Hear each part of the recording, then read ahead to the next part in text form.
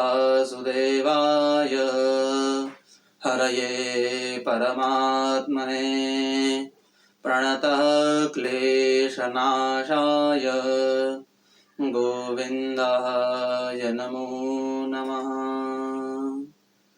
अज्ञानतिमिरान्धस्य ज्ञानाञ्जनशलाकया चक्षुरुन्मीलितं येन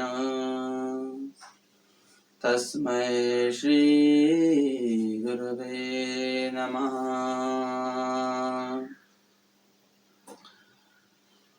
वरहापीडं नटवरवपुः कर्णयो कर्णिकारं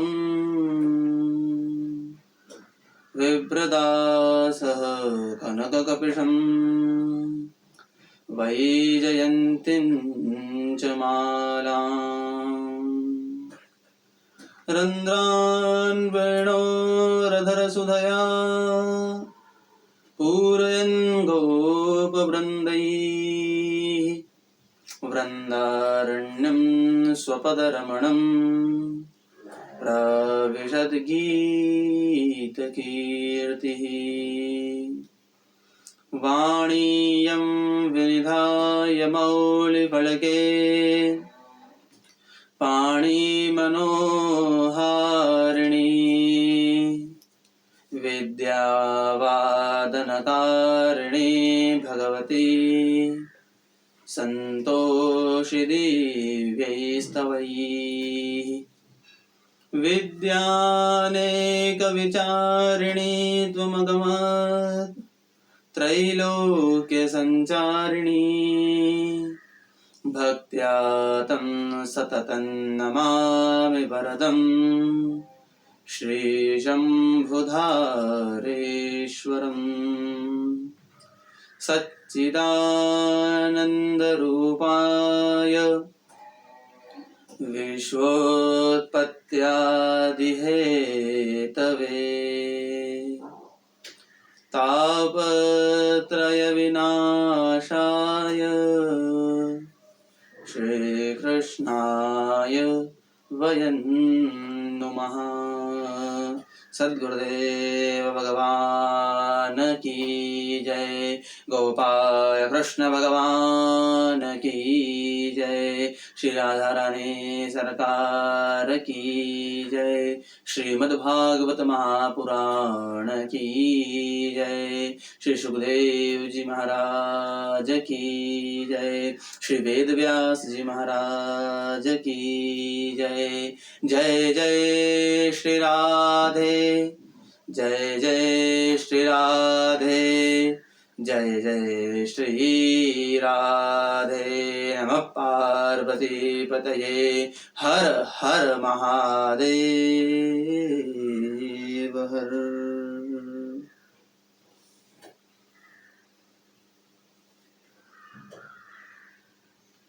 आइए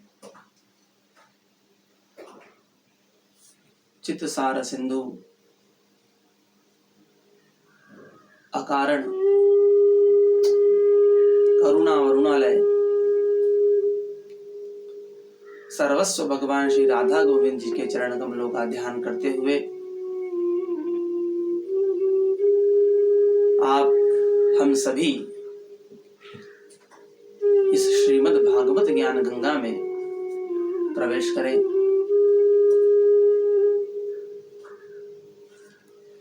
YouTube के माध्यम से कथा को देख रहे सभी हरिभक्तों वैष्णव जनों के चरणों में व्यासपीठ की ओर से आप सभी को मेरा प्रणाम। कथा के इस पावन पंचम दिवस में हम लोग भक्ति और श्रद्धा के साथ प्रवेश करने जा रहे हैं।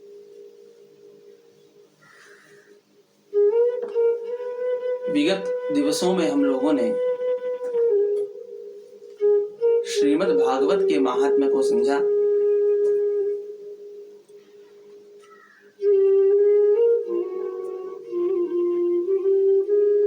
श्री सूत जी और शौनक आदि ऋषियों का संवाद भी सुना।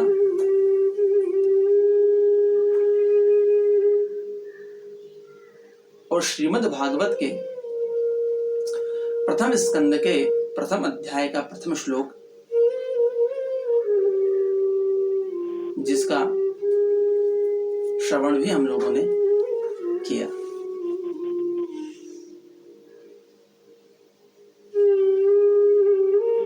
जन्माद्यस्य तोन्वयादितरतश्च चार्थेषु विघ्नेश्वराट् तेने ब्रह्महृदाय आदिकवये मुह्यन्ति यत्सूरयः तेजो वारिमृदां यथा विनिमयो यत्तत् त्रिसर्गो मृषा धाम्ना स्वेन सदा निरस्तकुहकं सत्यं परं धीमहि। जब भी कोई ग्रंथ लिखा जाता है तो उसके प्रारंभ में मंगलाचरण होता है।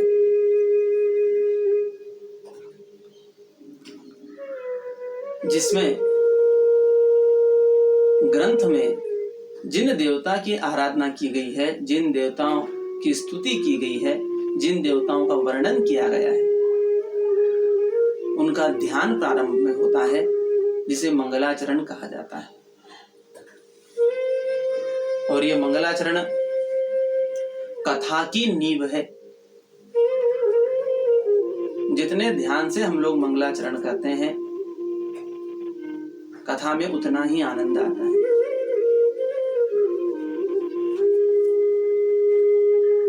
श्री वेद व्यास जी ने भी श्रीमद् भागवत के प्रारंभ में ही इस श्लोक के माध्यम से मंगलाचरण किया है। इस श्रीमद् भागवत में 3 बार मंगलाचरण हुआ है। प्रारंभ में भी मंगलाचरण हुआ है, मध्य में भी मंगलाचरण हुआ है और अंतिम में भी मंगलाचरण हुआ है। समय समय से मैं आपको इसकी जानकारी भी देता रहूंगा। सबसे पहले तो हम ये समझें कि मंगलाचरण यानी क्या।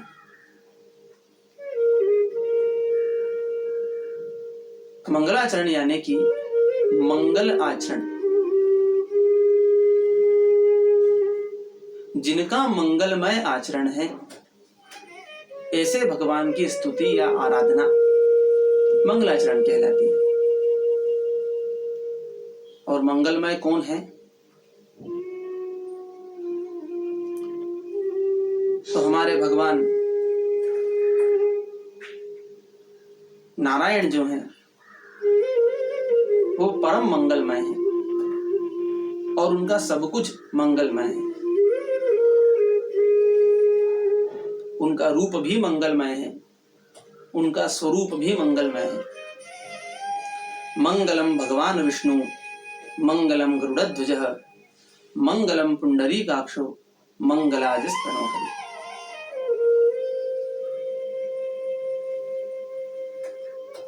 भगवान भोलेनाथ को देखा जाए तो उनका आचरण तो मंगलमय है, परंतु स्वरूप जो है वो अमंगल स्वरूप है। अमंगल्यं शीलम, शिव महिम्न स्तोत्र में कहा गया। शीलवान है परंतु स्वरूप से अमंगल है।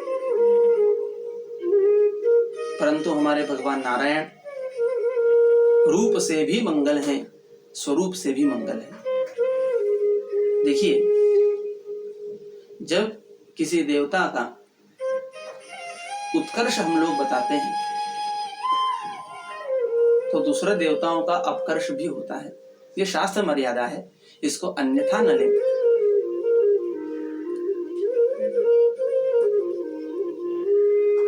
शिवजी का स्वरूप अमंगल है, परंतु हमारे नारायण का रूप भी मंगल है, स्वरूप भी मंगल है, और जो सभी प्रकार से मंगलमय है, उनका ध्यान श्रीमद् भागवत के प्रारंभ में किया गया है। परंतु वेद व्यास जी जिन्होंने इस ग्रंथ को लिखा है, उनकी एक विशेषता देखिए।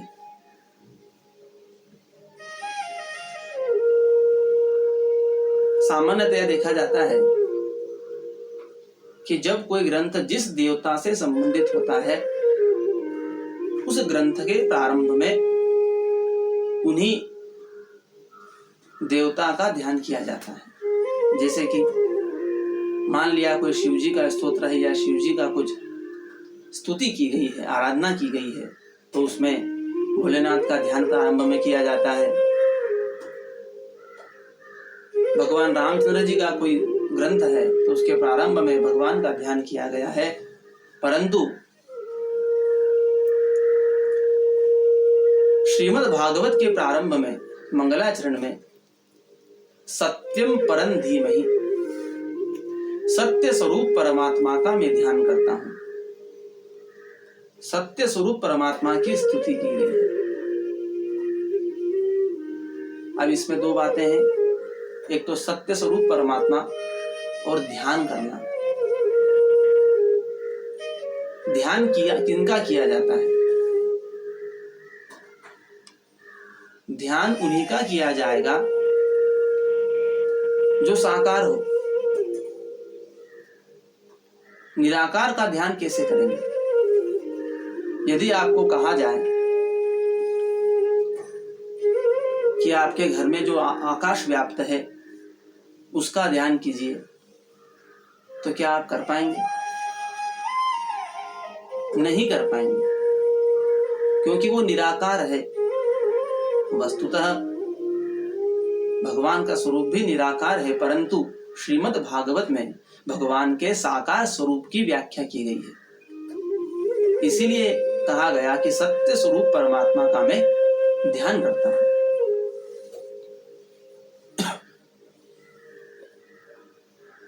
अब सत्य स्वरूप कौन है और सत्य क्या है?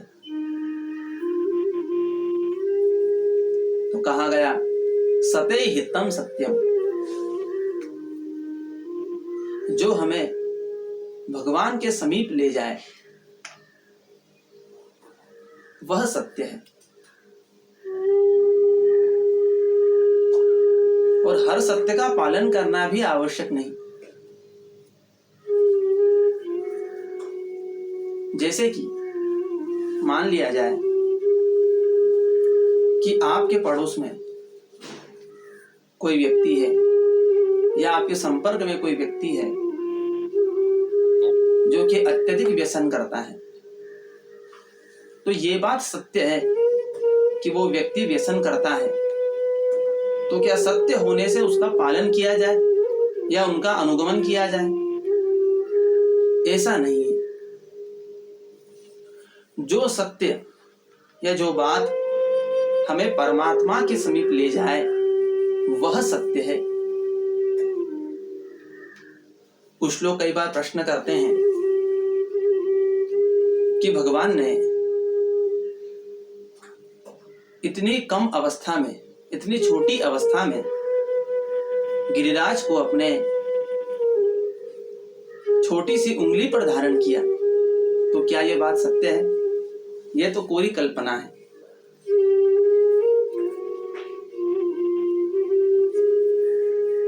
परंतु कई बार लोग ये प्रश्न करते हैं कि ऐसा तो हो ही नहीं सकता कि जिन्होंने गिरिराज को अपनी छोटी उंगली पर धारण किया हो, दुर्योधन उन्हें भगवान ही ना माने, क्योंकि जितनी छोटी अवस्था में भगवान ने धारण किया उससे तो यह सिद्ध होता है कि भगवान साक्षात कृष्ण रूप में अवतरित हुए थे। तो कुछ लोगों का मानना है कि यह कोरी कल्पना है, किंतु भागवत हमें सिखाती है कि मान लिया जाए ये कोरी कल्पना भी हो, किंतु यदि इसको सुनने से, इस कथा को सुनने से यदि हम ईश्वर के समीप पहुंचते हैं, यदि हमारा मन ईश्वर के चरणों में जुड़ता है, प्रभु के चरणों में जुड़ता है, तो वो सत्य है।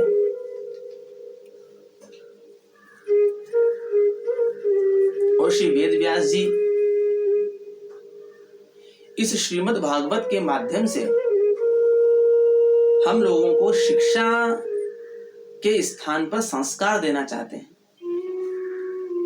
शिक्षा और संस्कार में एक अंतर है। शिक्षा वो है जो कि हमें पढ़ाई जाती है, हमें सिखाई जाती है। हम लोग अध्ययन करने के लिए विद्यालय जाते हैं, वहां पे अध्ययन करते हैं, सीखते हैं, वहां पर शिक्षा दी जाती है। एक पाठ्यक्रम निश्चित होता है जिसे ही आपको पढ़ना होता है, तो वो शिक्षा है। किंतु वेद व्यास जी संस्कार देना चाहते हैं। संस्कार का अर्थ यह है कि वो आप पर कोई दबाव नहीं डालना चाहते हैं, कोई आग्रह नहीं करना चाहते हैं, अनाग्रह पूर्वक।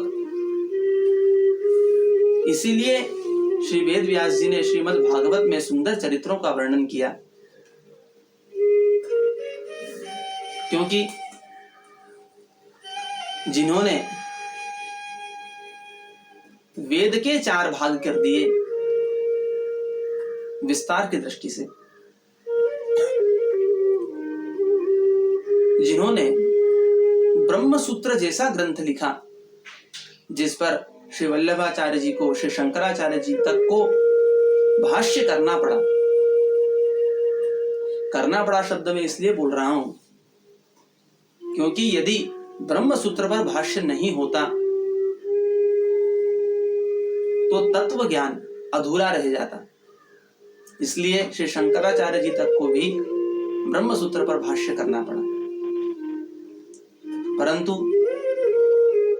यदि विचार किया जाए तो जिन्होंने वेद के 4 विभाग किए, जिन्होंने ब्रह्म सूत्र जैसा तत्व ज्ञान का ग्रंथ लिखा, क्या वो आपको कहानियां सुनाएंगे?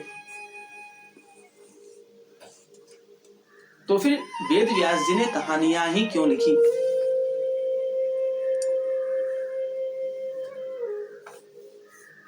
इन कहानियों को लिखने के पीछे श्री वेद व्यास जी का उद्देश्य एकमात्र है कि वो हमें संस्कार देना चाहते हैं।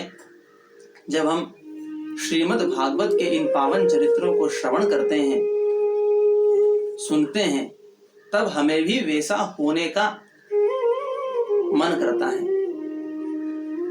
और इसीलिए मैंने कहा कि वेद व्यास जी शिक्षा नहीं संस्कार देना चाहते हैं। संस्कार जो अंदर से आए, आपका मन करे कि मैं भी श्रीमद् भागवत के चरित्रों जैसा बनूं, वैसा ही आचरण करूं। इसीलिए प्रारंभ में कहा गया कि श्रीमद् भागवत की कथा दर्पण है, यह आपको संस्कार देती है। परंतु वेद व्यास जी ने कोई आग्रह नहीं किया है, अनाग्रह पूर्वक सत्य स्वरूप परमात्मा का ध्यान करता हूं। अब सत्य स्वरूप कौन है?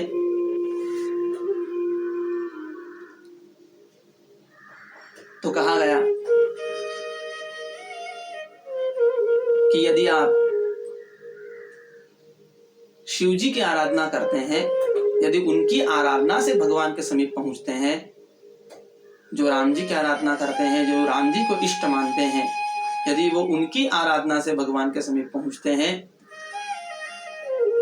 कोई कृष्ण जी की आराधना करते हैं, यदि उनके ध्यान से, उनके स्मरण से भगवान के स्वरूप समीप पहुंचते हैं, तो वही सत्य स्वरूप है।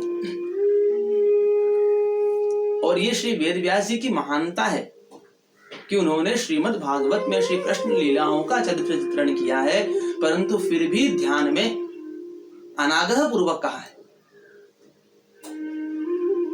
कोई आग्रह आपसे नहीं किया गया।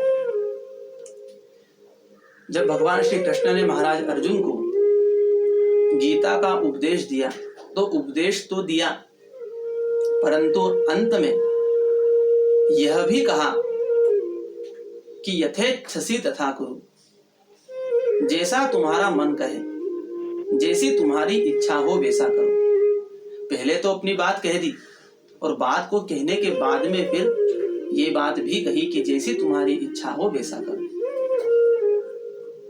इसी प्रकार वेद व्यास जी ने भी कोई आग्रह नहीं किया,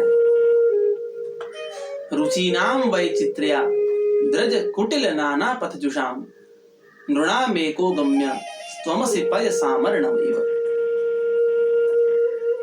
अपनी रुचि के अनुसार आप आराधना कीजिए, क्योंकि जिस प्रकार विभिन्न नदियां समुद्र में मिलकर के एक हो जाती हैं, इसी प्रकार विभिन्न पंथ भी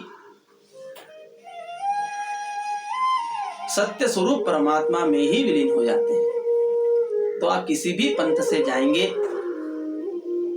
अंत में तो आपको परमात्मा में ही विलीन होना है।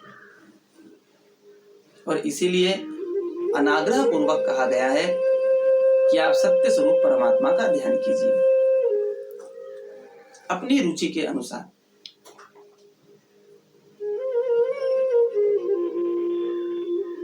और इसीलिए यह ग्रंथ अपने आप में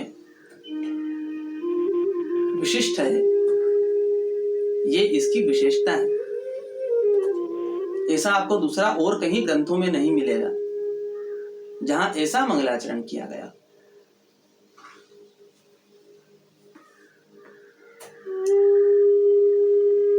आगे दूसरे श्लोक में धर्म की व्याख्या और श्रीमद् भागवत का क्या फल है ये बताया गया है। धर्मः प्रोज्झित केतवोऽत्र परमो निर्मत्सराणां सताम्। श्रीमद् भागवत को श्रवण करने से क्या फल मिलता है।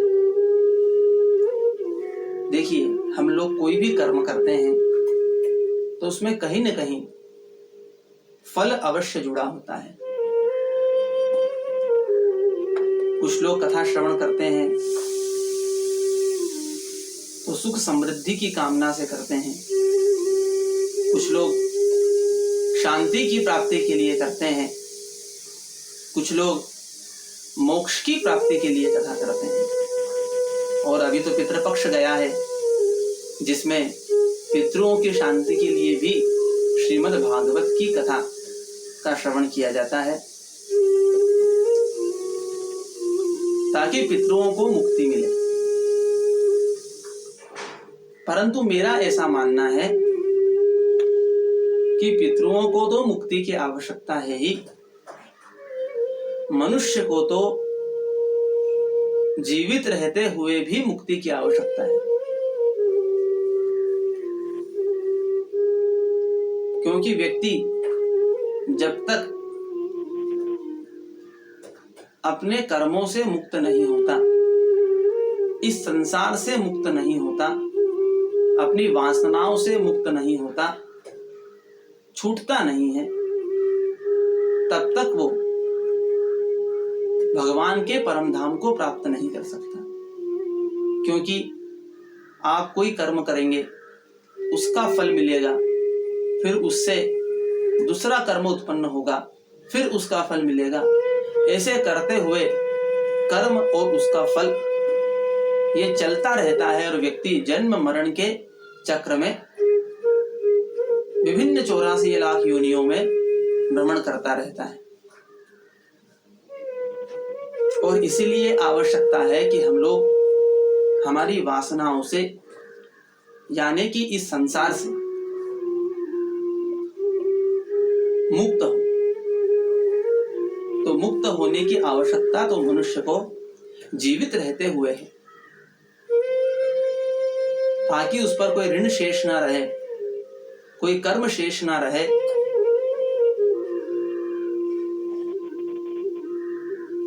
और जब मनुष्य सभी बंधनों से मुक्त हो जाएगा, इस माया से मुक्त हो जाएगा, तो भगवान उसको अपने श्री चरणों में ग्रहण कर लेंगे।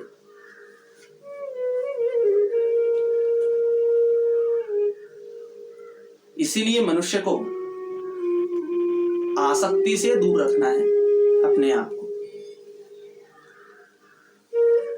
कर्म करे, विभिन्न संसार के पदार्थों को भोगे भी, परंतु उसमें आसक्ति न रहे। अनासक्त होकर के उनका उपभोग करे, जब तक हैं तब तक उनका उपभोग करे और नहीं होने पर दुख भी ना करे। दुखेष्वनुद्विग्न मनः सुखेषु विगतस्पृहः। दुख आए तो उद्विग्न भी ना हो और सुख आने पर बहुत ज्यादा प्रसन्न भी ना हो, सम अवस्था में रहे। वीतराग भय क्रोध स्थित धीर मुनि उच्यते, और वही स्थित प्रज्ञ कहा गया है।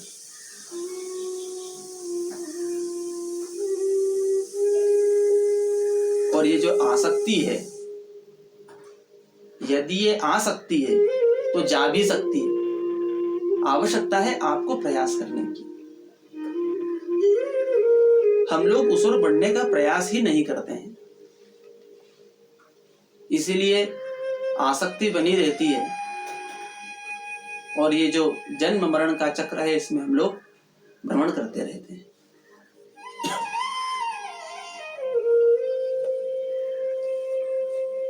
तो श्रीमद् भागवत को करने से क्या फल प्राप्त होगा?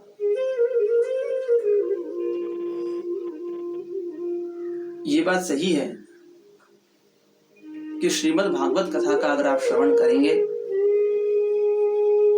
तो आपको श्री की भी प्राप्ति होगी, लक्ष्मी की भी प्राप्ति होगी, यश, कीर्ति, बल, धन सभी की प्राप्ति होगी। परंतु श्रीमद् भागवत के प्रथम स्कंद के दूसरे श्लोक में यह बात कही गई कि इस श्रीमद् भागवत ग्रंथ में मोक्ष पर्यंत, फिर से सुनिएगा, मोक्ष पर्यंत फल की इच्छा से रहित धर्म का निरूपण किया गया है। यानी कि इसमें जो धर्म बताया गया है वो फल की इच्छा से रहित है। फल मिलेगा ये बात तय है, किंतु उसकी इच्छा रख करके इस कथा का श्रवण नहीं करना है।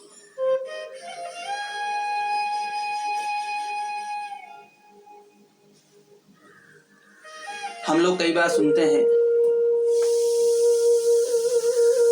गीता जी की भी फलश्रुति लिख दी गई।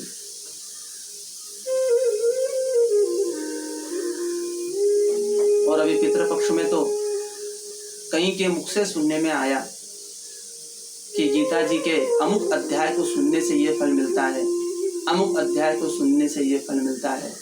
फल तो मिलता है, परंतु यदि आप गीता जी किसी फल की कामना से सुनेंगे या पढ़ेंगे तो उसका महत्व ही समाप्त हो जाएगा, क्योंकि गीता जी में स्वयं भगवान ने ये बात कही है कि कर्मण्येवाधिकारस्ते मा फलेषु कदाचन। मनुष्य का अधिकार सिर्फ कर्म करने तक ही सीमित है, फल तक उसका कोई अधिकार नहीं। और इसीलिए श्रीमद् भागवत में मोक्ष पर्यंत फल की इच्छा से रहित कर्म का निरूपण किया गया है। फल तो मिलेगा, किंतु उसकी कामना से श्रवण नहीं करना है। हमारा तो सिर्फ एक ही उद्देश्य हो कि इस कथा को श्रवण करने से भगवान के चरणों में हमारी प्रीति होगी। यदि ये उद्देश्य रख करके कथा का श्रवण किया जाएगा तभी कथा की सार्थकता होगी।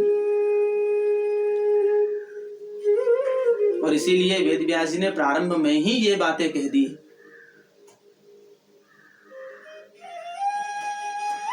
किसी प्रकार की कोई शंका ना रहे, इसलिए प्रारंभ में ही ये बात हुई।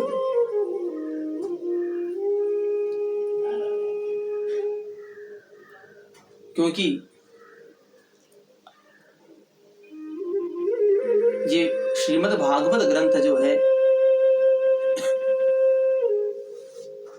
इसमें इतना सार भरा हुआ है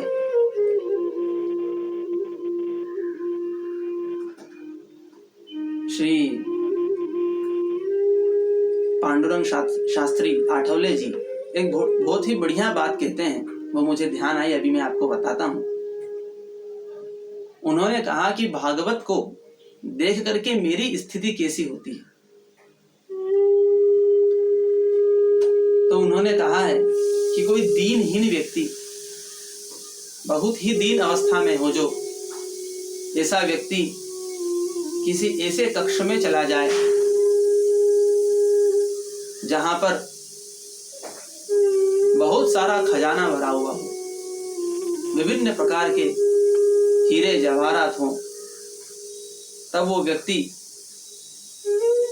एक हीरे को उठाता है, और जब एक हीरे को उठा करके देखता है तो उससे अच्छा दूसरा हीरा उसे दिखता है, उसको उठाता है तो तीसरा उससे अच्छा हीरा उसे दिखाई देता है, और वो भ्रमित हो जाता है कि किस हीरे को लूं और किसे ना लूं। ऐसी ही स्थिति श्रीमद् भागवत ग्रंथ को देख करके होती है, और वास्तविकता में ये बात सही है। श्रीमद् भागवत ग्रंथ में इतने अनमोल हीरे भरे पड़े हैं कि किसे लिया जाए और किसे नहीं। परंतु यदि हमने हमारे जीवन में इस ग्रंथ की सिर्फ एक बात को भी ग्रहण कर लिया तो हमारा जीवन सार्थक हो जाएगा, धन्य हो जाएगा। और यही उद्देश्य रख करके श्रीमद् भागवत कथा का श्रवण करना है।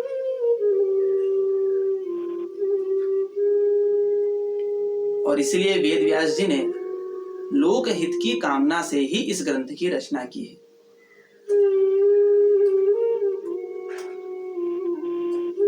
और श्रीमद् भागवत ग्रंथ सत्य स्वरूप है। पहले के समय में भी प्रासंगिक था, आज के समय में भी प्रासंगिक है, और आने वाले समय में भी प्रासंगिक होगा। और इसीलिए ये शिव स्वरूप भी है, शाश्वत भी है। जो अनादि काल से चलता हुआ आगे भी चलता रहे, वही शाश्वत है। तो इसीलिए श्रीमद् भागवत सत्य स्वरूप है, शिव स्वरूप है, और सुंदर तो है ही। सत्यम शिवम सुंदरम।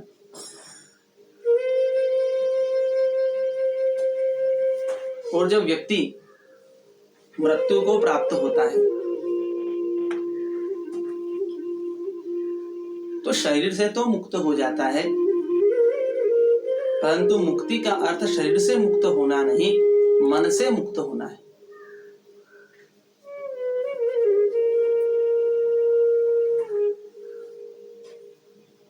और जो व्यक्ति इस धारणा से मृत्यु को प्राप्त होता है कि मैं इस संसार को छोड़ करके जा रहा हूं, उसकी शव यात्रा निकलती है। किंतु जो इस धारणा से मृत्यु को प्राप्त होता है कि मैं भगवान के धाम को जा रहा हूं, उसकी शिव यात्रा निकलती है। वो शाश्वत हो जाता है, उसे बार बार जन्म नहीं लेना पड़ता।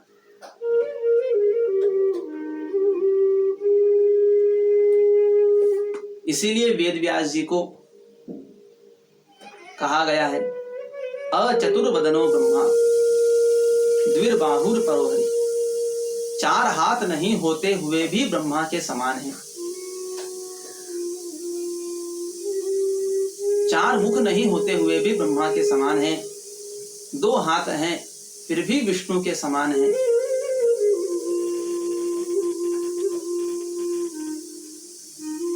ऐसे भगवान बादरायण को हम नमस्कार करते हैं।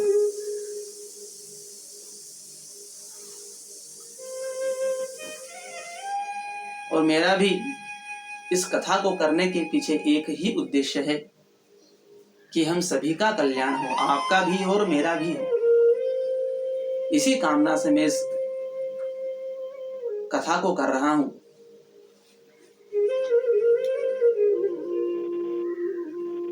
श्री भागवत ग्रंथ के माध्यम से मैं तो ये अनमोल मोती लुटा ही रहा हूं। आप भी प्रयास कीजिए कि इसमें से कोई एक मोती उठा लीजिए और उसे अपने जीवन में धारण कीजिए, अपने जीवन को धन्य कीजिए।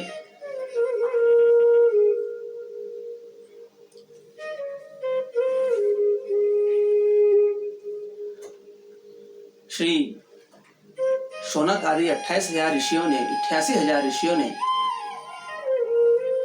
श्री सूत जी महाराज से कुछ प्रश्न पूछे हैं।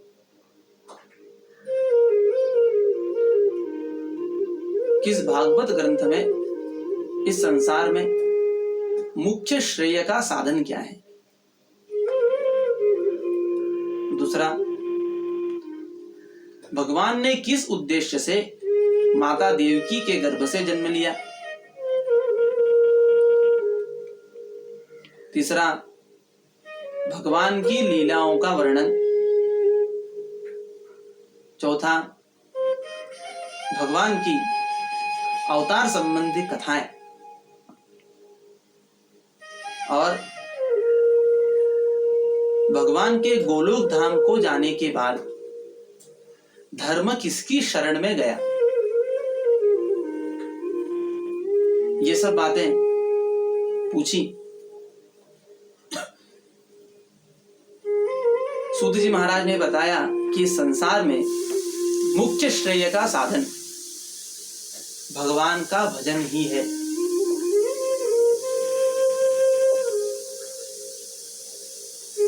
जब तक मनुष्य भगवान का भजन नहीं करता तब तक बाकी कितने भी कर्म किए जाएं,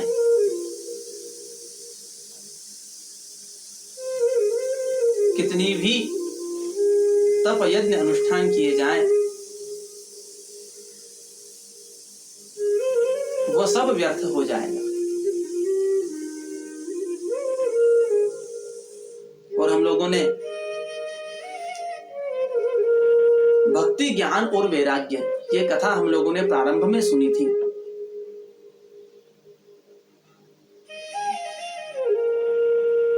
अब देखिए, भागवत का तो विस्तार अगर किया जाए तो इतना विस्तार हो जाएगा कि एक एक श्लोक पर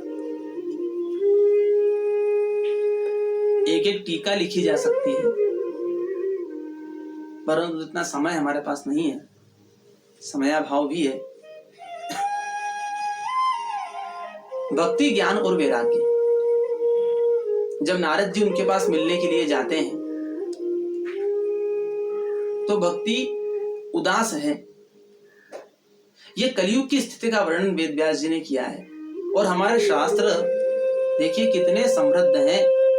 जो बात कलयुग में होने वाली है वो उन्होंने पहले ही अपनी दिव्य दृष्टि से देख ली।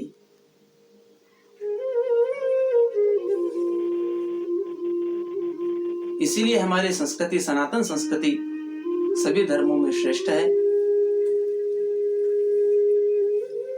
क्योंकि हमारे ऋषिगणों ने अपनी कठोर तपस्या से इसे बनाया है। अभी व्याधि काल चल रहा था, कोरोना काल में एक श्लोक मुझे बहुत अच्छा लगा।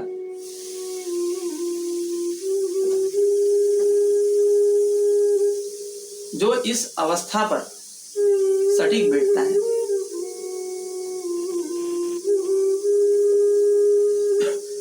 शतम विहाय भोक्तव्यम सहस्त्रम स्नानमाचरेत लक्षम विहाय दातव्यम कोटिम त्यक्त्वा हरिम भजेत।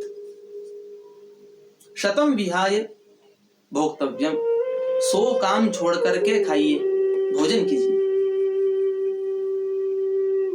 और अभी इस महामारी काल में क्या हुआ, डॉक्टरों ने, चिकित्सकों ने यही सलाह दी कि खाली पेट नहीं रहना है। हमारे ऋषिगण तो ये बात बहुत पहले लिख गए कि शतम विहाय भोक्तव्यम सहस्त्रम स्नानम आचरेत। 1000 काम छोड़ करके स्नान करना है। स्नान का अर्थ शुद्धि से है। और इस महामारी काल में कहा गया कि बार बार हाथों को धोना है, कहीं बाहर से आए तो स्नान करना है, बार बार सैनिटाइज करना है। सहस्त्रम स्नानम आचरेत लक्ष्यम विहाय दातव्यम। क्योंकि इस महामारी काल में बहुत से लोग ऐसे थे जिनका सभी व्यवसाय, कार्य आदि बंद पड़ गया, जिनकी आर्थिक स्थिति भी कमजोर हो गई। तो लाख काम छोड़ करके दान कीजिए। इसीलिए सभी से अपील भी की गई थी कि आप सभी की सहायता कीजिए। जितनी सहायता कर सकते हैं उतनी अपने आसपास छोटे बड़ों की सहायता कीजिए। और कोटिन त्यक्त्वा हरिम भजे। करोड़ काम छोड़ करके भगवान का भजन तो करना ही है।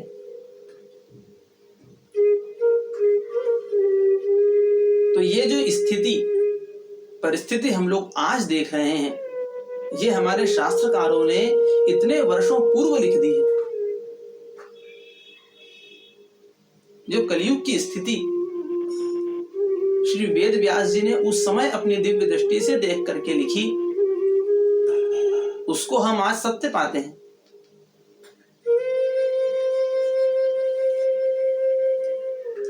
और ज्ञान और वैराग्य मूर्छा अवस्था में थे और भक्ति महारानी उदास थी।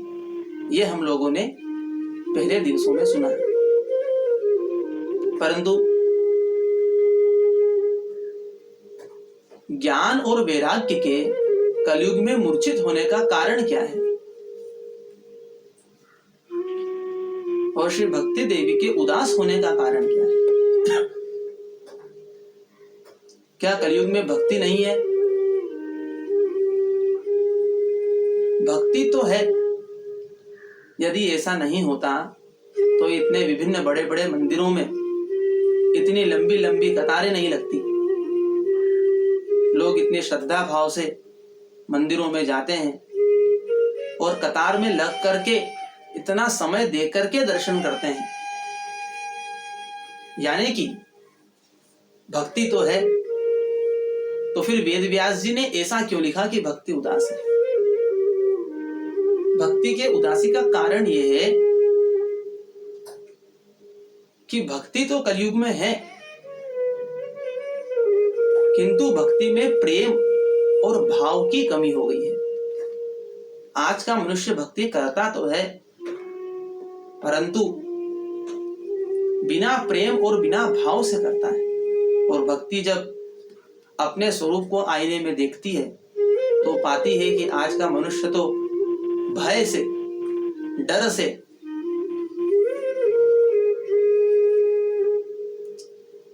मुझे पूछता है। इसलिए भक्ति उदास है। ऐसा नहीं है कि भक्ति नहीं है। इसलिए भक्ति करना तो है, परंतु प्रेम के साथ में करना है। भगवान से प्रेम कीजिए और भगवान से कोई संबंध स्थापित कीजिए।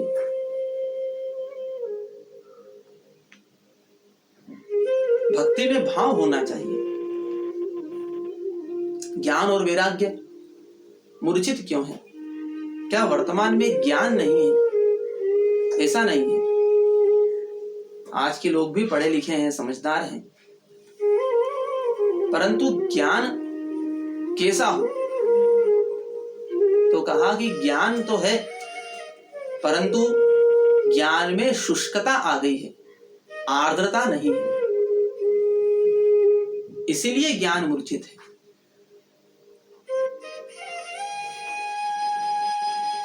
और वैराग्य क्यों मूर्छित है? क्योंकि वैराग्य ऐसा नहीं कि वैराग्य नहीं है। वर्तमान समय में भी वैराग्य है। तो फिर वेद व्यास जी ने ये बात क्यों लिखी? वो इसलिए लिखी है कि वैराग्य तो है, परंतु आज के वैराग्य में तिरस्कार की भावना है। वैराग्य तो हो, परंतु तिरस्कार की भावना से नहीं हो।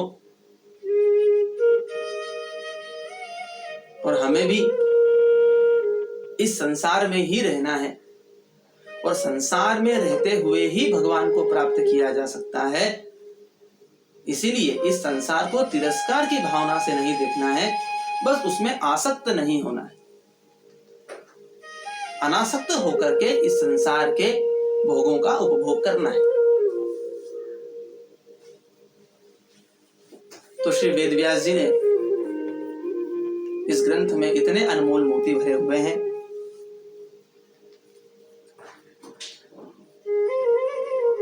इस संसार में मुख्य श्रेय का साधन भगवान की भक्ति ही है।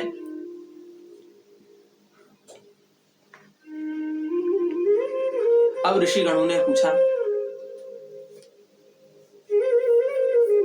कि इस भागवत ग्रंथ को लिखने का व्यास जी के मन में विचार कैसे आया,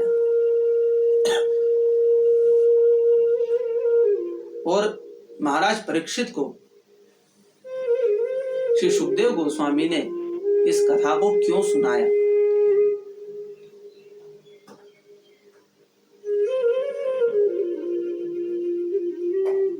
एक समय वेद व्यास जी अपने आश्रम में, शम्याप्रास जिसका नाम है, उस आश्रम में खिन्न मन से बैठे हुए थे, उदास मन से बैठे हुए थे। अब समझिए कि जिसने वेद के 4 विभाग कर दिए, जिसने ब्रह्मसूत्र जैसा तत्व ग्रंथ लिखा है, वो क्या कभी उदास हो सकता है? नहीं हो सकता। उदास तो आज का मनुष्य है।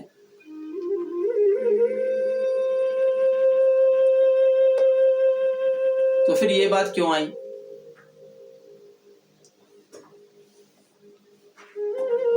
तो इसकी व्याख्या स्वयं वेदव्यास जी ने अपने ब्रह्मसूत्र में की है।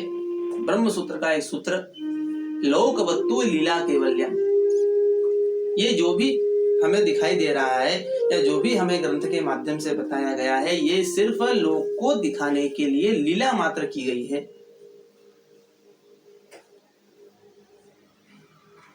तो एक समय वेद व्यास जी अपने आश्रम में खिन्न मन से बैठे हुए हैं,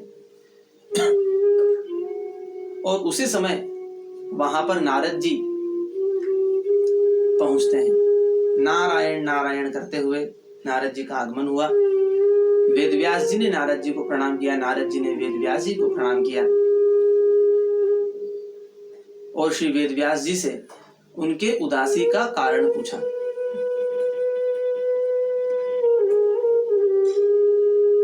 तब वेदव्यास जी ने एक बात कही कि मैंने बहुत से ग्रंथ लिखे हैं, वेदों के विभाग कर दिए,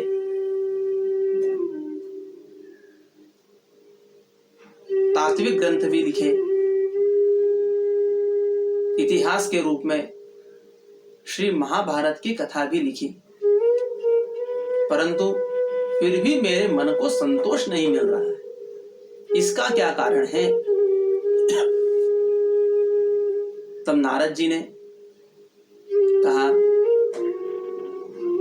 कि आपने तत्व ग्रंथ भी लिखे,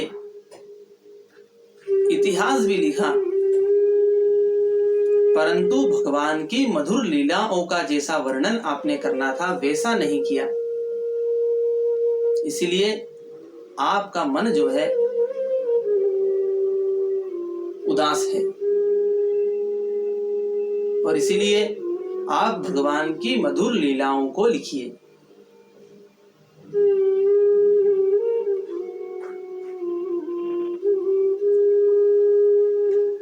और नारद जी ने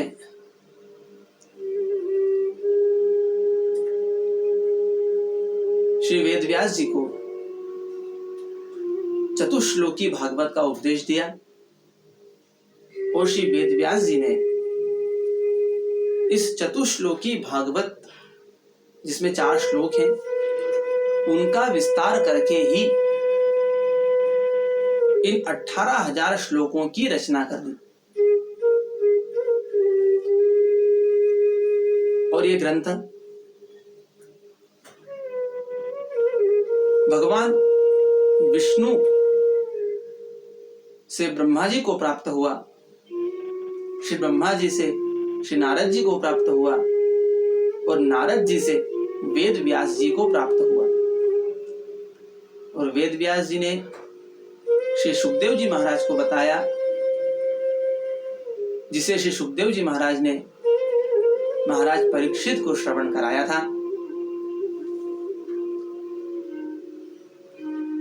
तो ये परंपरा भगवान विष्णु के मुख से निकलती हुई हम लोगों तक पहुंची है।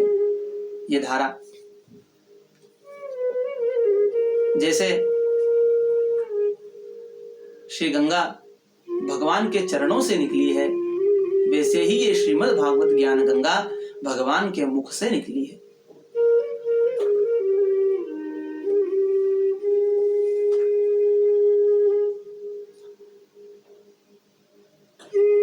श्री नारद जी ने वेद व्यास जी को अपने पूर्व जन्म का वृत्तांत भी सुनाया।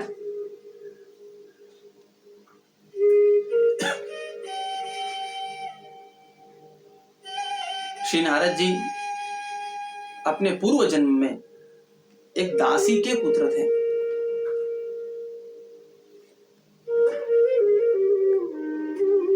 और एक आश्रम पर चातुर्मास करने के लिए कुछ ऋषिगण पधारे।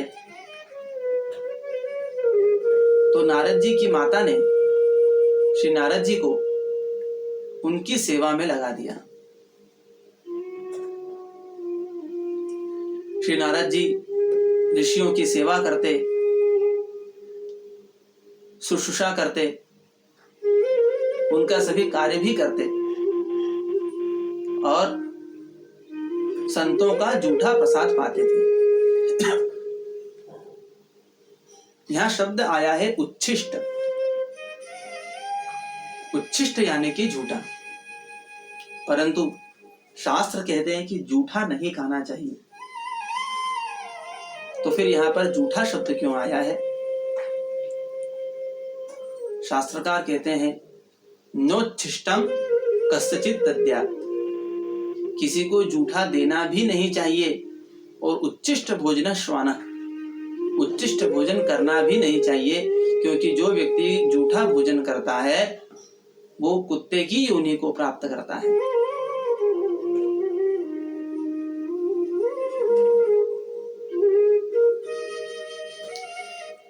और जो मनुष्य कांच के बर्तनों में, चीनी के बर्तनों में भोजन करता है वो जूठा भोजन ग्रहण करता है। इसलिए हमें भी कांच के बर्तनों में, चीनी के बर्तनों में भोजन नहीं करना चाहिए, ये शास्त्र कहते हैं। तो फिर नारद जी ने संतों का जूठा भोजन कैसे ग्रहण किया?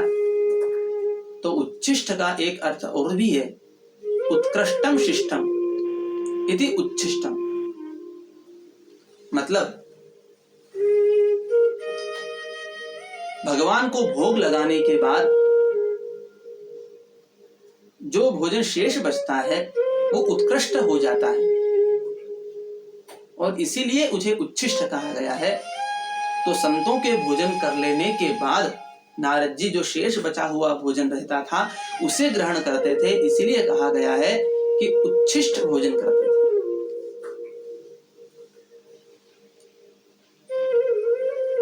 संतों की सेवा में लगे रहे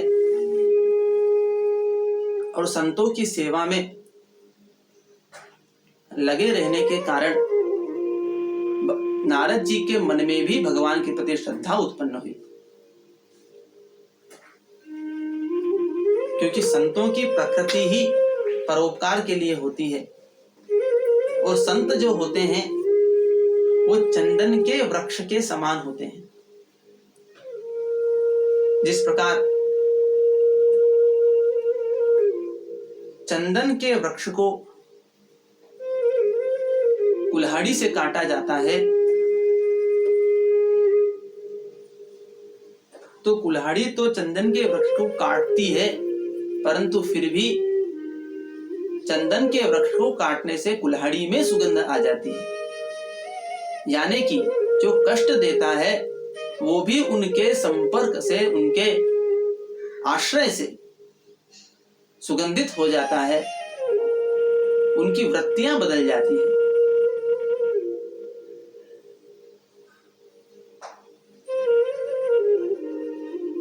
और कुल्हाड़ी को तो चंदन को काटने का दंड मिलता ही है, उसे बार बार पीटा जाता है, किंतु चंदन कटने के बाद भी भगवान के मस्तक पे, संतों के मस्तक पे लगाया जाता है। तो ऐसे संतों की महिमा है। श्री नारद जी ने संतों की शरण ग्रहण की है और उन्हीं की सेवा शुश्रूषा करते हैं, जिसके कारण नारद जी के मन में भी भगवान के प्रति भक्ति उत्पन्न हुई। और जब ऋषिगण चातुर्मास पूर्ण होने पर अपने यात्रा को निकल पड़े, तब नारद जी को शास्त्र का सार बता गए। नारद जी के मन में भी वैराग्य आ गया और नारद जी सोचने लगे कि संसार से मैं कैसे मुक्त हूं। नारद जी की माता, जो एक दासी थी, वो नारद जी पर बहुत ही प्रेम रखती थी, किंतु प्रेम भी तो बंधन का कारक है। इसलिए नारद जी के मन में विचार आया कि किस प्रकार मैं इस बंधन से भी मुक्त हूं। एक समय वर्षा काल का समय था। नारद जी की माता जी लकड़ी लेने के लिए जंगल में गई और उसी समय उन्हें एक सर्प ने डस लिया, जिसके कारण से उनकी मृत्यु हो गई। नारद जी ने भी इसको विधि का विधान समझा और भगवान की कृपा ही समझी और स्वयं भी वन की ओर चल पड़े। एक तालाब के किनारे पहुंचे और एक तालाब के किनारे पहुंचकर वहां जल पिया और एक पीपल के पेड़ के नीचे बैठ गए। शीतल वायु चल रही थी, शांत वातावरण था। उसी समय श्री नारद जी के हृदय में भगवान का दर्शन हुआ। नारद जी ध्यान अवस्था में एकाग्रचित्त हो गए और कुछ क्षण के लिए नारद जी ने अपने हृदय में भगवान का दर्शन किया, सिर्फ कुछ क्षण के लिए। और उसके बाद नारद जी की समाधि टूट गई और जैसे ही समाधि टूटी वैसे ही बिल्कुल व्यग्रचित्त हो गए और इधर उधर भगवान को देखने लगे, ढूंढने लगे। उसी समय आकाशवाणी हुई कि तुम्हारी वासनाएं अभी तक पूर्ण रूप से शांत नहीं हुई है, इसलिए इस जन्म में तो तुम्हें मेरा दर्शन अब नहीं हो सकेगा। और भागवत जी में भी ये बात कही गई है कि जिन अधकचरे योगियों के वासनाएं पूर्ण रूप से शांत नहीं हुई हैं, उन अधकचरे योगियों को मेरा दर्शन कदापि नहीं हो सकता।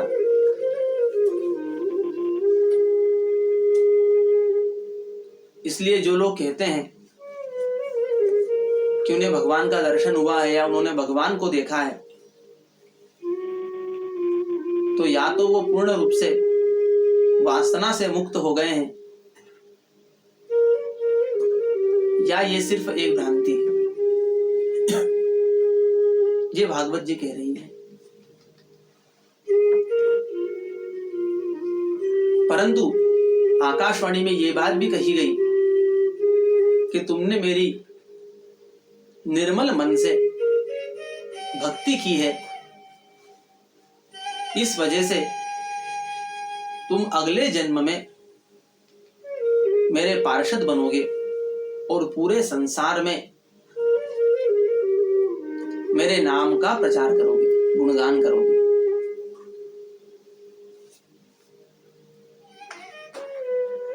नारद जी ने उसके बाद भी भगवान की भक्ति की, जिसके प्रभाव से उनका शरीर कब छूट गया उन्हें ही भान नहीं रहा, और इस शरीर को छूटने के साथ में ही इस कल्प की समाप्ति पर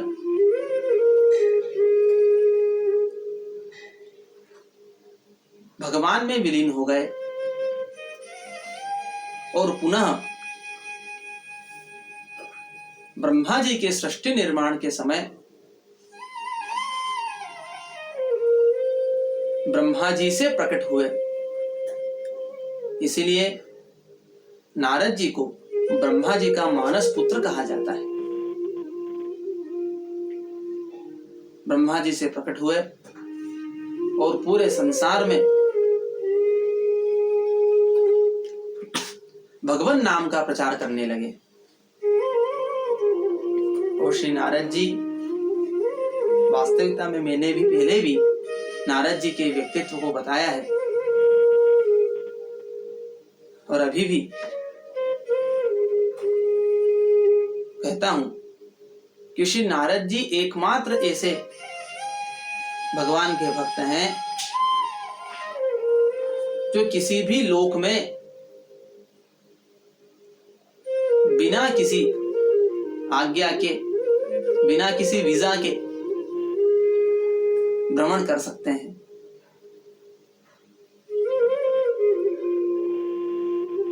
भगवान ने उनको हर जगह जाने की छूट दी है और सदैव निरंतर भगवान का नारायण नारायण कहते हुए भजन करते हैं।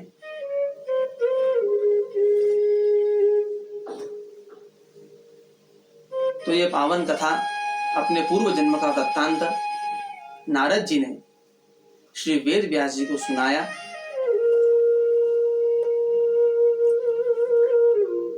आज की इस पावन कथा को यही विश्राम देते हैं। आगे की कथा कल के अंक में हम लोग श्रवण करेंगे। हरे कृष्ण कृष्ण कृष्ण हरे हरे, हरे राम राम राम हरे हरे। जय श्री राम।